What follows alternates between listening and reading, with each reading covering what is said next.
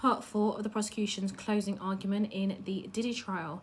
And this part, prosecutor Slavic focused again on the enterprise and Diddy's attempts to bribe Eddie Garcia for footage of the incident that happened at the Intercontinental Hotel between himself and Cassie.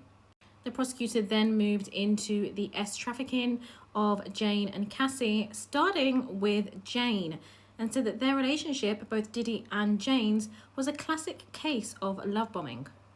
Let's get into the testimony in more detail.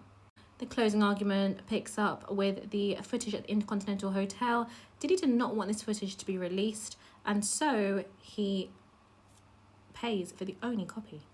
Prosecutor says once Eddie says his boss will do it $50,000, the defendant calls him Eddie, my angel. That's how he's saved in the cell phone. Eddie goes to deliver the USB. D-Rock and KK are there. The defendant counted out dollar by dollar the bribe. Eddie told you the security guard told him he came up with the defendant. That was D-Rock.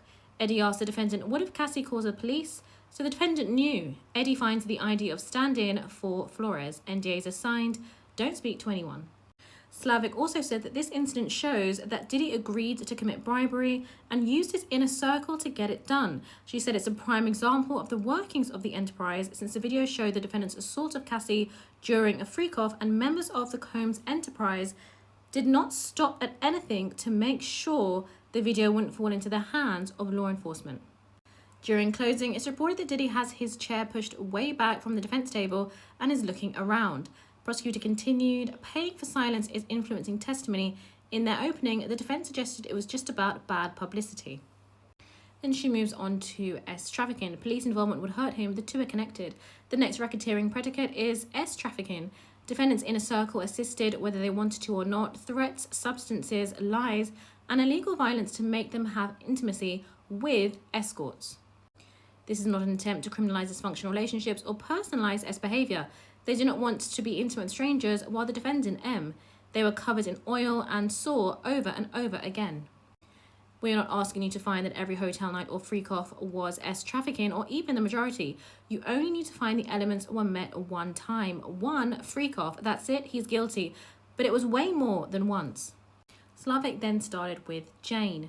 Diddy, still in his chair, passed back from a defense table which Xavier Johnson and Alexandra Shapiro have their chins in their hands. Consider the sobriety party and in Jane's house.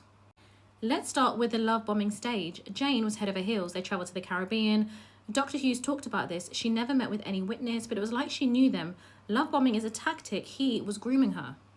He gave